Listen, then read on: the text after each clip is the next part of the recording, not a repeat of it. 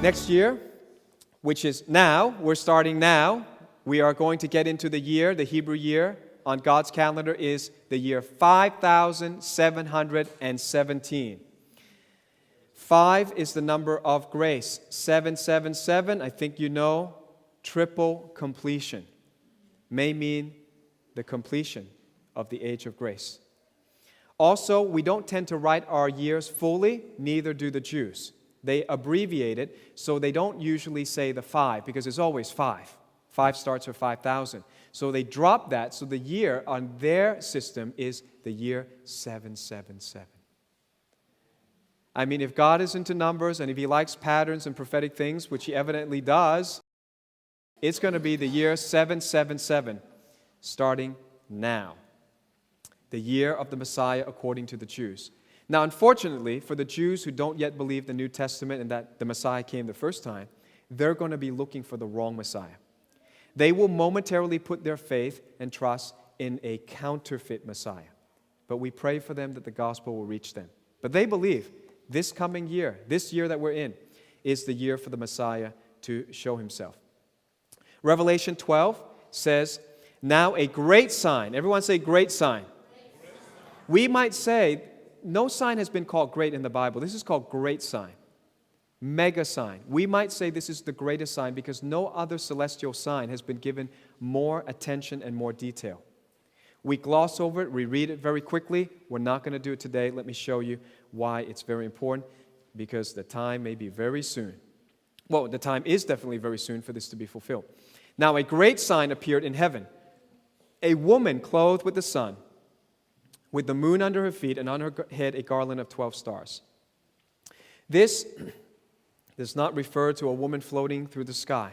The simplest, most literal interpretation of this is the constellation Virgo, which will have the sun at her head, the moon at her feet, and 12 stars, 9 from the constellation Leo, and a conjunction of Mercury, Mars, and Venus on her head. That makes 12 stars on the 23rd of September, 2017. Remember that date. 23rd of September, 2017. Remember that date, 23rd to 24th. The date in the Hebrew calendar starts from nightfall of the 23rd to nightfall of the 24th. Their days start from night, goes to day. Our day goes from day, ends at night, right? Because when you're Gentile and you don't know God, you start in the light and you head to darkness. But when you're the people of God, you start in the darkness and you head towards the day. Make sense? Okay.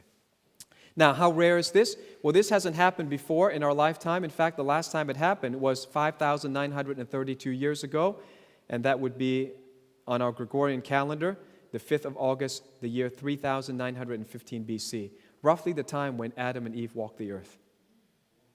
So this sign, the last time it appeared, seems to match when Adam and Eve were taught about how the woman would go into labor pain when she gives birth, and that the serpent would bruise her seed's heel, but her seed, the coming Messiah, would bruise his head. Remember that? Okay, we'll come back to that. But when that was being told, and he was also being told, God said that the stars and the sun and the moon are given for Moedim, for appointed times. When that was being told, there was a sign in the sky that looked like this, and it hasn't happened since. It's about to happen in less than 360 days. So let's map it out. You know that we've talked about the 4 blood moons plus the other 2 eclipses. All right, the 4 blood moons started on Passover, 15th of April, 2014. And 2 days before this great sign of the woman in the sky, clothed with the sun in her hair, the moon at her feet, garland of 12 stars by her head, right? 2 days before that is the Feast of Trumpets. Feast of Trumpets is, we just learned, prophetically, the next thing Jesus will fulfill. He fulfilled 4 feasts. The next feast, the 5th feast, he must fulfill. The next event should be the resurrection of the dead and the rapture of the saints.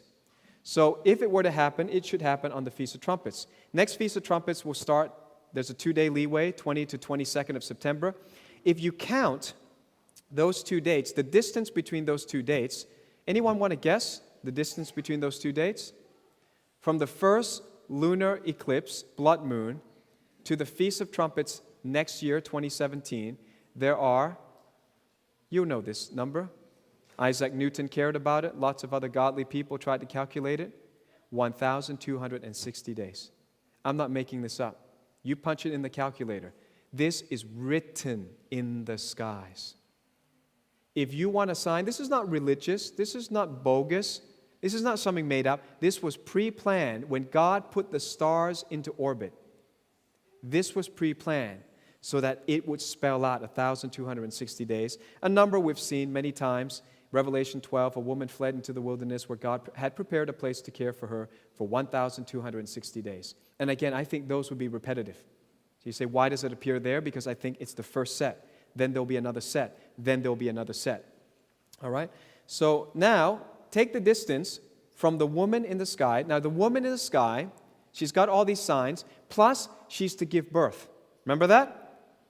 In Revelation 12, she's supposed to give birth. Well, if you're supposed to give birth around that date, then something significant should happen 9 months before. It's called conception. I don't know what's going to happen, but I'm going to give you the date.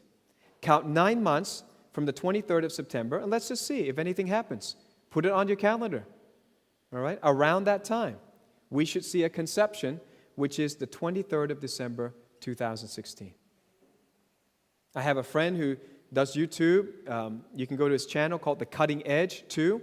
And he puts the date even earlier, and he says the conception is 20th of November, and that's based on him drawing lines on the constellation. I don't know if we can draw lines in the sky like that, but I'm just going to do it very simple. 9 months.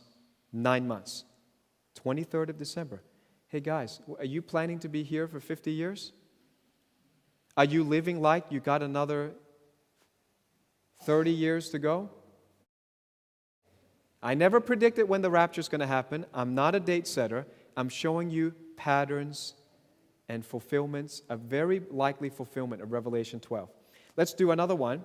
If you do 8 months from the Feast of Trumpets, which is possibly can start on the 20th of September, 8 months, come on, count it. Where does it go to? 8 for the number of a new beginning? Very uncanny, a very interesting date. All of you should know. 8 months earlier from that date, the new president takes office, 20th of January, 2017. There are just layers upon layers upon layers, okay? But let's not just look at pictures, okay? I want you to go to the Word with me. Now, I'll show you what Jacko Prinsloo, he wrote this in a book called God's Roadmap to the End. And again, he has this YouTube channel. I believe it's called The Cutting Edge. Cutting Edge 2. He calculated this, so I'm just going to say it to you, okay? So here's the sign of the woman in the sky. Many of us prophecy teachers are all in agreement right now that this is the only thing going on in the sky for 6,000 years that would even fulfill, that could fulfill Revelation 12. Jupiter, which is the largest planet in our solar system, is called the king planet. It is the symbol of the king himself. Jupiter enters into the abdomen or the womb of Virgo, celestially speaking, by diagram we're speaking, okay, because there are no lines in the sky. If we drew these lines, Jupiter enters the womb on 20th of November 2016. Maybe that's conception. Exits from Virgo, okay, so that means if you could draw a line in the sky, leaves the womb on the 9th of September 2017. Could be the birth, okay? Could be the rapture of the church, for instance, according to Jacko Prinsloo's model, okay? And the fulfillment of Revelation 12 would occur between the 23rd to the 24th of September 2017. Oh, we got another thing. It just layer upon layer. On that date, there was a comet that will conjoin with the moon. I don't know if we can ever get more of a sign since Adam and Eve, all right? What is this comet about? Well, I was thinking, should I share this? And it was in the news today. Can you imagine? I'm looking at this comet, and it's in the news today, like when you got up this morning. So I thought, okay, I'm going to have to share about this comet. Listen to how weird this comet is. It happens to be a comet that the European Space Agency decided to send a space probe to 12 years ago. I'm not making this up.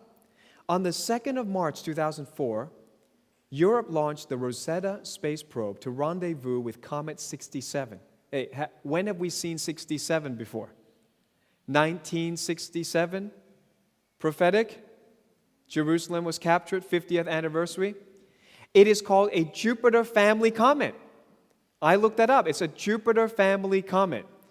Doesn't mean that it's related to Jupiter. It's just by their astronomical definition. It is a Jupiter family comet. Again, Jupiter representing the king. It's traveling at 38 kilometers per second, and we managed to rendezvous with it at 38 kilometers per second. That's pretty cool. On the 10th of September 2014, Rosetta entered the comet's orbit. On the 12th of November, Rosetta's lander, Philae, which means friend, like Philadelphia, touched down. We sent a probe that touched down on this comet. And yesterday, the 30th of September 2016, Rosetta crash landed on the comet, ending its 12-year mission. And I'm preaching about it today. On the 23rd of September next year, this comet that has been singled out by the European Space Agency, that has a peculiar name that rhymes with 1967, will be in conjunction with the moon, passing by the foot of Virgo 50 years. That's one jubilee. 50 years since 1967. What does it mean? I don't know. But this is my friend Lou Vega. He put this up on his website, postscripts.org. And I thought, it's in the news. It's another celestial sign. You couldn't get more signs. As long as you live, I don't think there'll be a bigger sign than what's coming up. So, Revelation 12, let's read it, okay? I'll read it for you. We've got a few scriptures to show you, because what we want to do now is to harmonize the scriptures. What does all this mean? Now a great sign appeared in heaven. A woman clothed with the sun, the moon under her feet, and on her head a garland of 12 stars. Then being with child, she cried out in labor and in pain. Remember that? In labor and in pain. So what we want to do is to find out any other woman crying in labor and in pain in the Bible. To give birth. And another sign appeared in heaven. Behold, a great fiery red dragon, having 7 heads and 10 horns, and 7 diadems on his head. This is the part we have ignored. We haven't talked about what is the dragon. We've talked about the virgin. We'll talk about the child. We haven't talked much about the dragon. What does he do? His tail drew 1/3 of the stars of heaven and threw them to the earth. Hey, where have I heard that before? How about the rest of Revelation? If you studied my 4 hours of the 22 future events of Revelation, we know there's going to be meteor shower at the end of the 6th seal, and there's going to be meteor impact in the trumpet judgments, and there's going to be more meteor impact in the bowl judgments. Where are all these meteors coming from? Revelation 12 says, when all these signs are happening, something will pass by and draw 1/3 of the stars and throw them down to the earth. Well, these are not stars like the sun and big stars like that. If you throw the sun onto the earth would vanish because the sun is much larger. These stars falling to the earth can only be meteorites. Because we call meteorites falling stars. Can you see Revelation starting to make sense now? So something comes that we haven't talked about, draws all of these debris into the earth's atmosphere and starts pelting the earth. Totally in line with what the 22 predicted events of Revelation are. Revelation continues. She bore a male child who was to rule all nations with a rod of iron, and her child was caught up to God and his throne. Where have I heard the word caught up before? Rapture. So now we have a sign in the sky. We have something that's going to disturb some debris, some meteorites or asteroids that will help fulfill the rest of Revelation. And around that time, there's somebody that gets caught up. So the question is, who? Who gets caught up? Many theologians debate about this. I want to try to clarify this right now. Then the woman fled into the wilderness where she has a place prepared to God that they should feed her there 1,260 days. There is both an earthly meaning and a heavenly meaning for these scriptures, right? Often dual application. We're going to first start with the heavenly meaning since we've been talking about signs in the sky, celestial signs. The woman is a collective entity referring to Israel. Is that correct? Most people believe, correct? Theologians believe the woman represents Israel. Israel is a body of people represented by one symbol, the woman. The dragon is a collective entity. Who is it that will go after the woman? Talking on the earth right now, actually, talking about the earth. The Jews will flee from the Antichrist's armies. The beast system, the new world order that will be anti-Semitic, that will go against the Jews, they will come collectively, chase the Jews, and they'll find a safe place in Jordan, in Petra, in the wilderness. Correct? So the woman is collective. The dragon is collective. Now the question is, who's the child? And many people have taught, and I heard my wonderful pastor 20 years ago, had a great pastor who taught end times to us, lived in New York, taught end times to us, but he taught in the light that he knew. I don't call him a false prophet because he didn't get everything right. I believe that everyone is progressing in their knowledge. And as we get closer to the end time, we stand on the shoulders of those who've gone before us.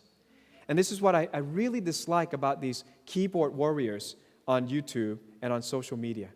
Because they disrespect those who have revelation. They disrespect anyone who might have gotten anything wrong, and they apply this false label and this false standard of perfectionism on them. I can say that my old pastor did not get everything about end times right. He did not know what this was. He said that the child must be Jesus. But if you harmonize the scriptures and you apply strict Bible interpretation, you've got one collective entity, another collective entity. How could the third thing be an individual? Not only that, the child should be a collective entity, which is the church, and it says the child is caught up. In other words, the church is raptured. How could it be Jesus that was caught up? Because Jesus was never caught up to be protected from the devil pursuing him. Jesus never ran away from the devil. Jesus defeated the devil. And in victory, he ascended to heaven. It's a completely different picture from this picture where Satan spews after the woman, and the child that was given birth from the woman, who? The church, came from the Jewish religion. All of the early Christians were Jewish people. All the apostles, all the writers of the New Testament were Jewish. The Jews gave birth to the church. But when the devil comes in the time of wrath, of tribulation, the church was caught up. So this scripture seems to peg the Revelation 12 sign with the rapture of the church. Am I saying it has to be next Feast of Trumpets? Of course not. I'm not a date setter. But I'm saying it would behoove the church now to wake up. If we are called the 10 virgins who are asleep, I am sounding the trumpet. Church, wake up. The bridegroom is coming. If it takes 3.5 years for him to come, if it takes another 7 years, I'm telling you, it's time to live like he's coming very soon. But very likely we have a fulfillment of Revelation 12 next year. The wilderness is Petra, Jordan, lots of other scriptures to harmonize with that. I can't do it right now. We've got lots of other end-time teachings that cover that. Okay, now let's harmonize it with some scriptures. Can we do that? I've saved this for a long time. Let's do it, okay? Genesis chapter 3. Where do we find a woman who was in travail, in labor pain? Go all the way back to the beginning. Genesis chapter 3, I will put enmity between you, the serpent, and the woman, and between your seed and her seed. Who's her seed? The Messiah. Who's your seed, the serpent's seed? The Antichrist, who's also called in Revelation the dragon. He shall bruise your head, and you shall bruise his heel. Interesting. If these are signs in the sky, we've got a lot of description about what's going to happen up above our head.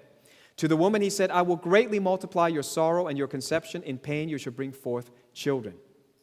So let's look at the heavenly meaning now of Revelation 12. The woman, the only woman in the sky is the constellation Virgo. The woman's seed is the king planet Jupiter, the child that enters her womb and exits. And by the way, it never happens before. Jupiter stays in the womb for over 10 months. That's like the longest gestation period allowed. Jupiter would normally just pass right through. But next year, when Jupiter enters, from November this year, Jupiter will go round and round and round and round like a little baby and will not exit the womb of Virgo until this sign is fulfilled. Strange things. Look up, Jesus said. When all these things happen, he said, look up. Wonder why he said that. Satan's seed is the dragon. And I would say right now it's the unknown object. Nobody knows. We know there's another element to this prophecy, but we're not sure. And many people are calling it Planet X. I think that's a valid conjecture because some other planet came during the time of Jesus' crucifixion and blocked the sun for 3 hours. The moon cannot block the sun for even 8 minutes.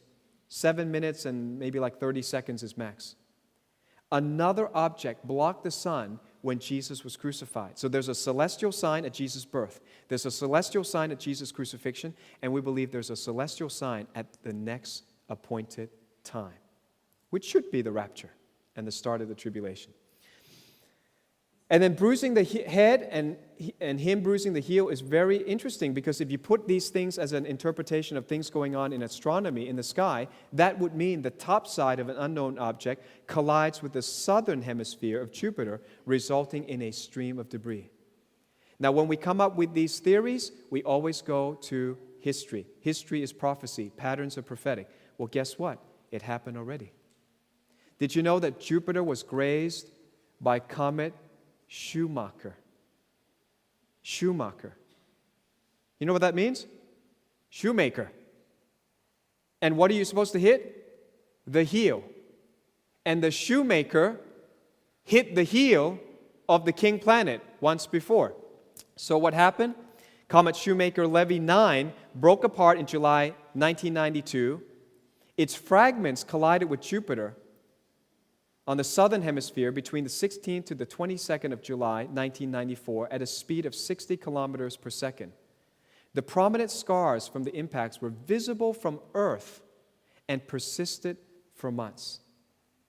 This happened before. Remember, patterns are prophetic. History is prophecy. Schumacher might be prophetic of an outline of the king's heel. How amazing is God? All these names, I believe, are prophetic. So what is the sign telling us? Harmonize it with Jeremiah. Let's see what happens when a woman is in labor. Ask now and see whether a man is ever in labor with child. So why do I see every man with his hand on his loins like a woman in labor, and all faces turn pale? What is Jeremiah chapter 30 talking about? You're going to recognize this right away.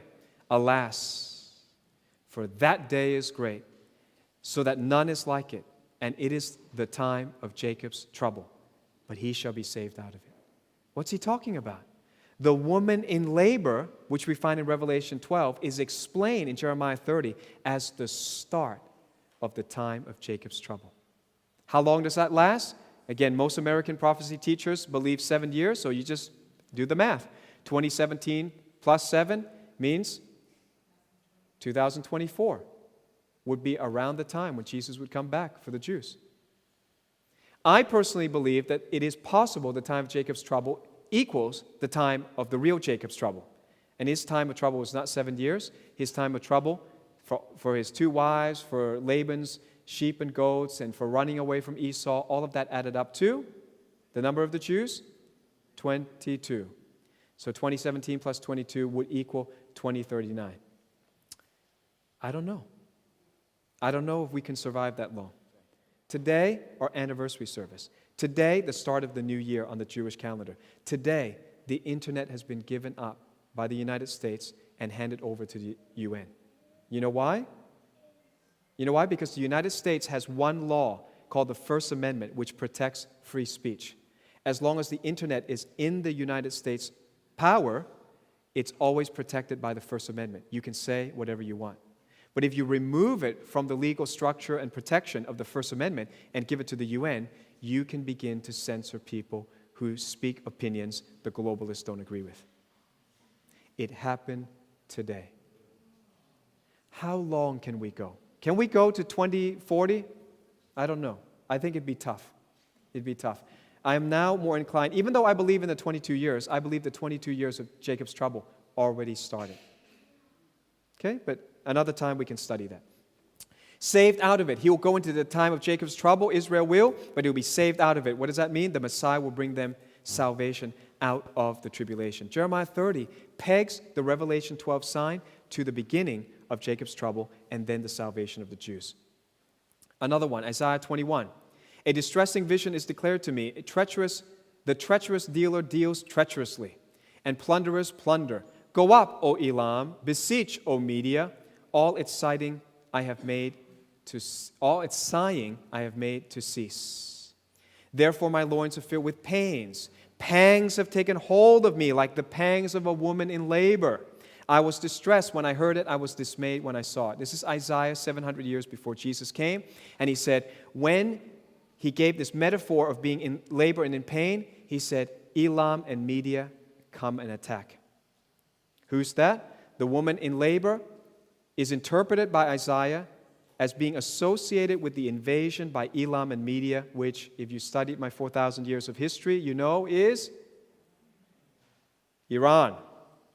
So the Iranian invasion we covered in World War III series refers to Daniel chapter 8, a war between Iran and the Sunni Muslims, and Ezekiel 38, a war of the united Muslims against one nation, Israel. There are two wars that Iran seems to be involved with. And when the sign of the woman in the sky comes, when the woman is in pain, Isaiah calls, O Elam, O Media, come out and begin your siege. Begin your war. I think this might be the last one. Isaiah 13, verse 8. There's quite a few, but I'm just giving you harmony of scriptures. That's how you understand the Bible. Don't make it up. Let the Bible speak for itself. It will interpret itself. Chapter 13, verse 8 of Isaiah. And they will be afraid. Pangs and sorrows will take hold of them. They will be in pain as a woman in childbirth. They will be amazed at one another. Their faces will be like flames. Behold, the day of the Lord comes, cruel and with both wrath and fierce anger to lay the land desolate, and he will destroy its sinners from it. For the stars of heaven and their constellations will not give their light. The sun will be darkened in its going forth, and the moon will not cause its light to shine. So in this case, the woman that is in labor and the other celestial signs are associated with the day of the Lord, and that's the wrath of God on sinners during the tribulation. So again, what does Revelation 12 tell us? If you harmonize the scriptures, it's looking more and more like it's associated with the beginning of the day of the Lord. That's called the tribulation. All right. So here it is. There's the sign. And here's my last scripture. This is what, in plain English, I believe is happening soon. 1 Corinthians 15. Couldn't be plainer than this. 51. Behold, I tell you a mystery. We shall not all sleep, we shall all be changed in a moment, in the twinkling of an eye, at the last trump. For the trumpet will sound, and the dead will be raised incorruptible, and we shall be changed. For this corruptible must put on incorruption, and this mortal must put on immortality. So when this corruptible has put on incorruption, this mortal has put on immortality, then shall be brought to pass the saying that is written, death is swallowed up in victory. Therefore, what do? My beloved brethren, be steadfast, immovable. What does immovable mean? Don't shift and change and shift and change, which is what I see all the time now. People shifting and changing all the time. Be immovable in this time. I have the same job for 16 years. I think very few people can boast that in this generation. I have kept the same job, and I have pastored the same church for 16 years. What does that mean? Immovable. People have come and gone. People have rejected me, criticized me. Immovable. Why? Because I know the time is near. Immovable. Always abounding in the work of the Lord, knowing that your labor is not in vain in the Lord. Do you know that when I was teaching this, a young person with no theological qualification, no training, doesn't win anyone to the Lord, criticized me and said, oh, you're too much about ministry, too much about working for God, too much about doing tasks for God. That's not what Christianity is. And I said, God, I want to listen to everybody, even the ones who are not qualified, even the ones who have no fruit. I just wonder maybe if God is speaking to me. And I said, God, you got to show me. He said, open to 1 Corinthians 15. And I read, here's the trumpet sounding, here's the rapture. And I said, so what, God? He said, keep reading. And then he said, always abounding in the work of the Lord. I said, wow, this is tied directly to the resurrection of the dead and the rapture of the church. When are we supposed to work for God? When are we supposed to be crazy about doing things for the church? When else but in the last days? And so let him make fun of you. I will always be abounding in the work of the Lord. You know, I was in 5 cities in 2 weeks. 5 cities. You think that's easy? You think that's fun? Eat all kinds of different food. You're in different weathers. You're on different flights. It's not fun. Always abounding. Why do I do it? Always abounding in the work of the Lord. Why do I do that? Knowing. You've got to know that your labor is not in vain in the Lord. Your labor in the world will be in vain. You'll be burned up one day. But your labor in the Lord. I didn't say you have to become all ministers. You can be working in business, but you share Jesus now. You invite people to church now. You tell the gospel. You pray for their soul now, especially the ones who hate you, especially the ones who are giving you lots of trouble. You're not alone. All of us are going through it. The world is crazy right now. The devil is about to unleash his wrath. We're out of here soon. Whenever it happens, doesn't matter. Abound in the work of the Lord, knowing your labor is not in vain in the Lord.